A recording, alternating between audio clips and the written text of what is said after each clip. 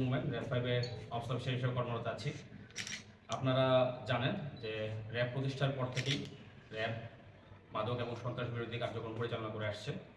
আমাদের র্যাব 5 রাজশাহী আমরাও আমাদের অভিযান কার্যক্রম দীর্ঘদিন যাবৎ পরিচালনা করে আসছি এবং আমরা আমাদের সর্বোচ্চ পেশাদারিত্ব এবং আমাদের সর্বোচ্চ চেষ্টা দিয়ে আমাদের বাংলাদেশকে যেন মাদক মুক্ত এবং সন্ত্রাস বিরোধী করতে পারি সেই ধরনের কার্যক্রম পরিচালনা করে আসছি।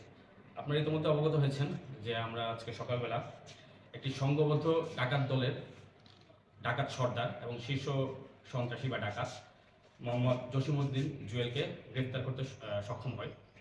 মূলত আমরা অপারেশনটা শুরু করি গতকাল থেকে। জসিম ইতোমধ্যে বিভিন্ন মামলার আসামি। তার মৌখিকভাবে আমরা যে জিনিসটা জানতে পারি, তার নামে ইতিমধ্যে 16টি মামলা আছে, যেটা সে মৌখিকভাবে আমাদের কাছে স্বীকারোক্তি প্রদান করেছে।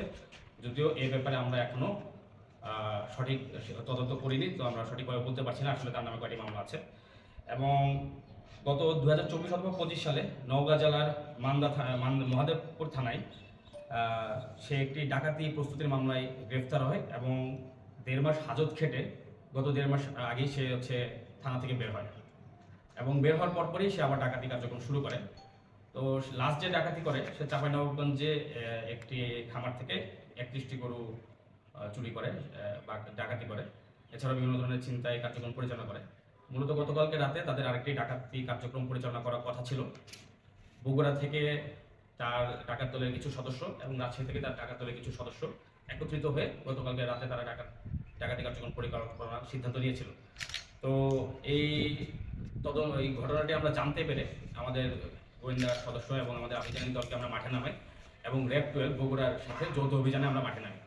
আমরা ডাকাত দলের প্রধান আসামি মোহাম্মদ জসিমউদ্দিন জুয়েলকে রাজশাহী তানোর থেকে গতকালকে সারা রাত চেষ্টা করে আজকে সকালে ধরতে বা গ্রেফতার করতে সক্ষম হয় এবং বগুড়া গতকালকে 4 জন আসামি বা 4 জন ডাকাত ধরতে সক্ষম হয় গতকালকে রাতের মধ্যে। মোট 5 জন ডাকাত দল সদস্যকে আমরা গ্রেফতার করি গতকাল রাত থেকে আজকে সকাল 8টার মধ্যে। আশা করি এই ধরনের কার্যক্রম আমরা ভবিষ্যতেও পরিচালনা করব এবং আপনারা যদি আমাদেরকে সাপোর্ট দেন এবং তথ্য দিয়ে আমাদেরকে সহযোগিতা করেন, সেটাও আমাদের জন্য আরও কল্যাণকর হবে, আমাদের কার্যক্রম আরও সহজ হবে। তো এই বলে আমি আমার বক্তব্য শেষ করছি। ধন্যবাদ সবাইকে।